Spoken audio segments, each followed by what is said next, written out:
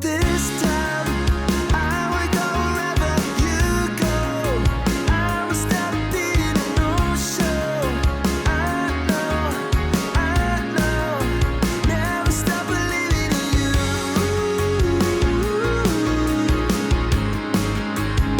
No matter what I do.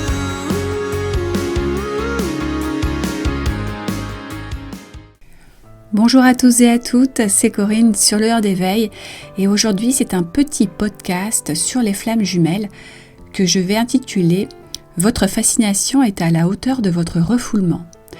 Alors pourquoi ce titre aujourd'hui sur ce sujet concernant les flammes jumelles ? C'est que je me rends compte que plus j'accompagne les personnes dans ce type de parcours hors du commun, dans ces rencontres un peu hors normes, eh bien on peut voir que la fascination justement qu'il y a par rapport à ce lien amoureux atypique est proportionnelle finalement au refoulement, c'est-à-dire à ce que les personnes ont pu justement cacher à l'intérieur d'elles-mêmes et ont justement à guérir au travers de cette rencontre, au travers de ce parcours un peu initiatique, souvent d'ailleurs initiatique, qui en découle. Alors surtout évidemment, aucune culpabilité par rapport à ce que vous vivez justement dans cette rencontre, dans cette relation hors norme, puisqu'elle est là finalement pour vous faire évoluer et pour vous faire travailler justement toutes ces choses qui sont cachées à l'intérieur de vous. Alors en psychologie, qu'est-ce que le refoulement ? Comment il est défini justement ce refoulement ? C'est un système ou un mode de défense vraiment qui est là quelque part pour contrecarrer des excitations intérieures de notre appareil psychique. C'est-à-dire quand il y a des blessures, quand il y a des choses qui sont exacerbées par rapport à une situation, par rapport à une relation, par rapport à une personne, il y a un système d'autodéfense qui est là justement pour éviter cette sensation douloureuse, souffrante, liée à l'irruption d'un excès d'énergie non maîtrisé. Donc ce système de refoulement, il est bien là justement pour essayer de mettre sous le tapis ce qui est problématique. Et dans ces liens d'âme hors normes, ce que je remarque moi en vous accompagnant justement, c'est que plus le refoulement est grand par rapport aux blessures, par rapport au dysfonctionnement, par rapport au schéma égotique de souffrance, et bien plus la fascination par rapport à ce lien est aussi extrêmement grande. On peut vraiment faire cette corrélation.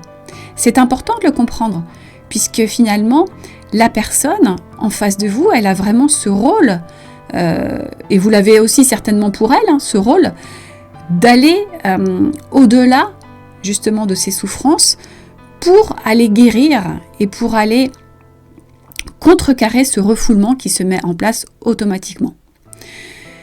Donc en fait, il ne faut pas vous flageller par rapport à cette histoire. Peut-être qu'aujourd'hui, il y a beaucoup d'obsessions dans cette relation que vous vivez. Vous n'arrivez pas à lâcher prise, vous n'arrivez pas à vous sortir de la tête cette personne que vous avez rencontrée, avec qui vous avez pu vivre quelque chose de très particulier, de très fort. C'est permanent, elle est toujours dans votre tête et vous ne comprenez pas pourquoi vous n'arrivez pas à aller au-delà. Eh bien, si je vous dis que plus vous allez faire ce retour intérieur, plus vous allez mettre en place la guérison, plus vous allez mettre aussi en place le dépouillement pour aller chercher l'être authentique à l'intérieur de vous, eh bien, plus vous verrez que petit à petit, c'est bizarre, l'obsession s'amenuise, vous souffrez de moins en moins et en parallèle, cette fascination que vous avez pu avoir par rapport à cette personne au début, commence un petit peu à diminuer.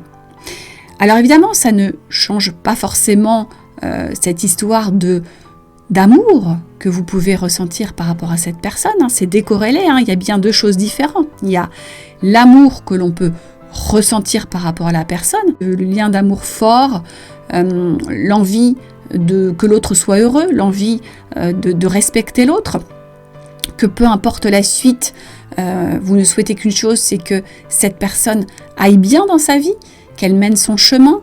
Vous n'êtes plus dans une attente particulière par rapport à cette personne. Ça, ok, c'est bien lié à ce lien un peu hors norme. Par contre, tout le côté fascination, obsession, idéalisation, c'est là où il y a vraiment un souci. Si vous restez dans cette phase-là, c'est que vous n'avez pas encore entamé ou bien avancé ce chemin de transformation, de guérison à l'intérieur de vous.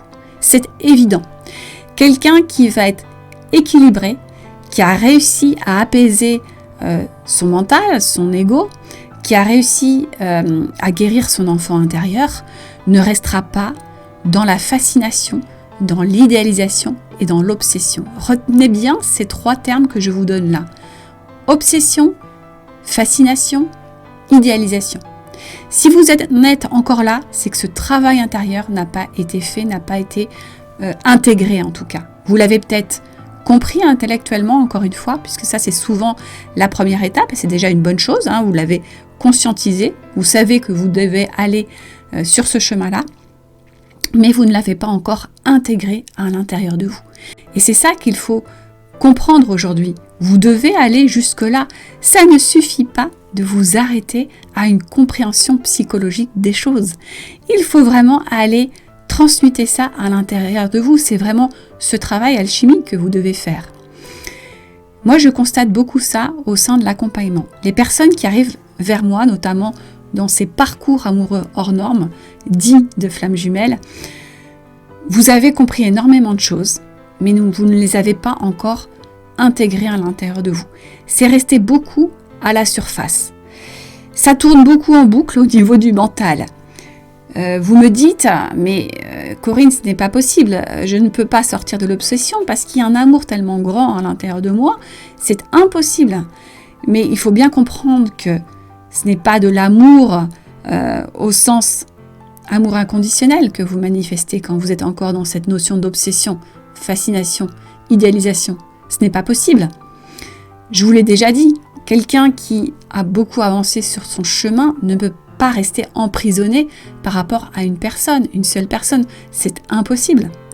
C'est parce qu'il y a des choses encore à l'intérieur de vous qui n'ont pas été soit mises à la surface, soit elles ont été mises à la surface, mais elles n'ont pas encore été transmutées. C'est vraiment un travail d'alchimiste que vous devez faire. Et ce n'est pas, encore une fois, en surface, seulement sur le plan psychologique, c'est aussi à l'intérieur de vous, dans l'énergie qu'il faut le faire. Et là, je ne vous parle pas de soins énergétiques faits par une personne extérieure à vous. C'est un travail dans l'énergie que vous devez faire vous-même, en parallèle du travail de conscience, d'apaisement de l'ego, d'apaisement du mental, d'observation des blessures, d'observation des schémas qui dysfonctionnent. C'est le travail dans l'énergie que vous devez faire vous-même. Ça, c'est vraiment un axe qui est important que moi je présente dans l'accompagnement, c'est que je ne vous fais pas de soins énergétiques. Vous ne devez pas, encore une fois, remettre les clés dans quelqu'un d'extérieur à vous. Ça peut vous aider pendant une phase nécessaire, bien sûr, mais à un moment donné, vous devez retrouver ce chemin d'autonomie, même dans l'énergie, vis-à-vis de vous-même. Vous devez retrouver ce pouvoir intérieur. Vous l'avez, bien sûr. Ça se fera au travers de méditation, mais pas seulement. Il y a des protocoles, il y a des rituels à mettre en place, mais vous devez être autonome là-dessus. Souvent d'ailleurs, ce que je constate, c'est que dans l'accompagnement, même des personnes qui ont déjà fait un chemin d'évolution, parce que souvent quand vous vivez ce type de rencontre hors norme, vous avez déjà fait un chemin d'évolution. Vous n'êtes pas à la découverte tout à fait de ce chemin-là. Il y a eu déjà des prises de conscience. Mais souvent, vous n'êtes pas encore autonome. Vous avez remis encore beaucoup votre pouvoir à l'extérieur.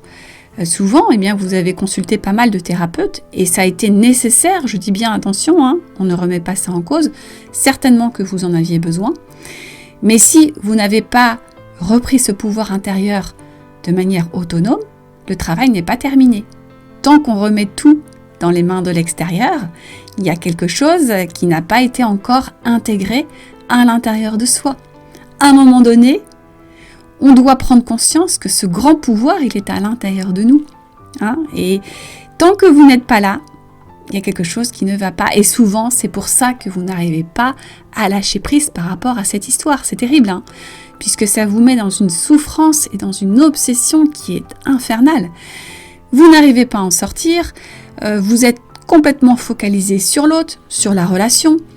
Vous interprétez tous les signes comme quelque chose en lien avec la relation et donc vous dites mais c'est impossible, dès que je souhaite en sortir, on m'y remet.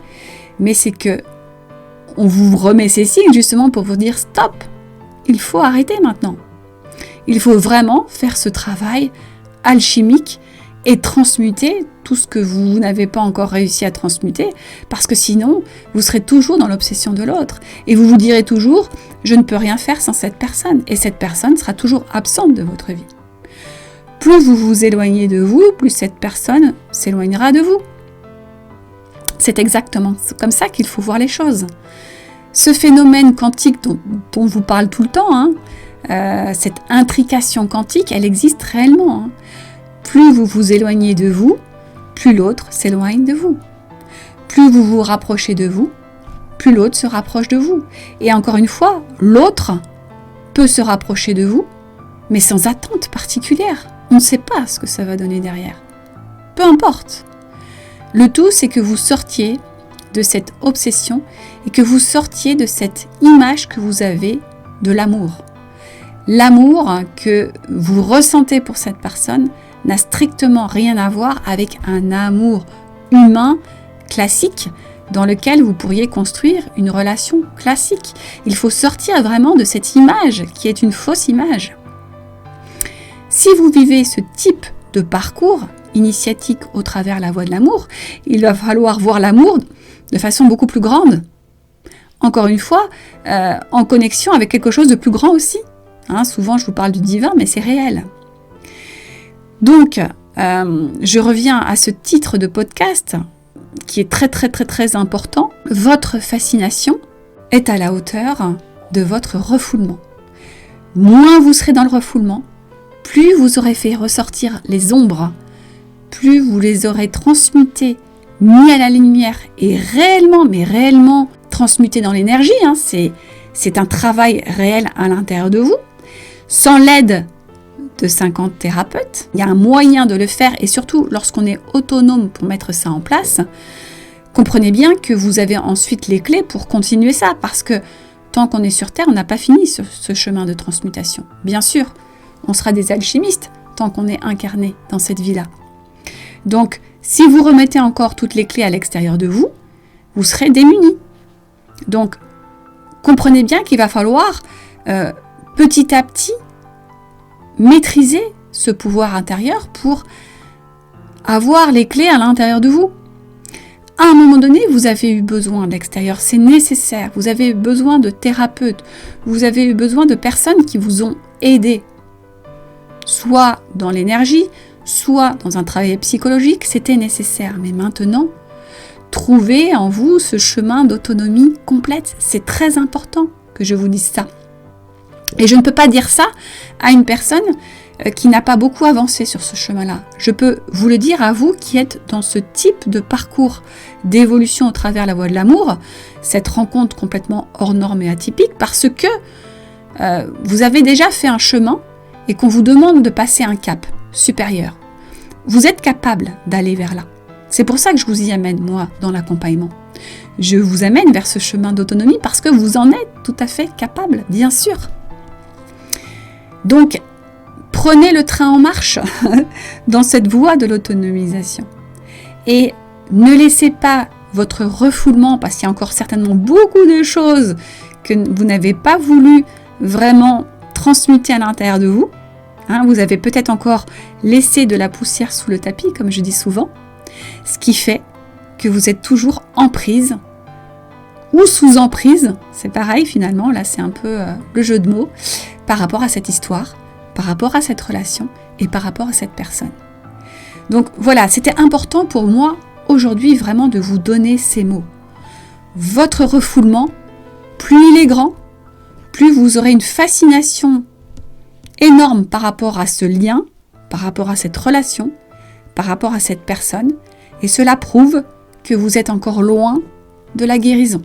Et donc forcément, vous devez souffrir.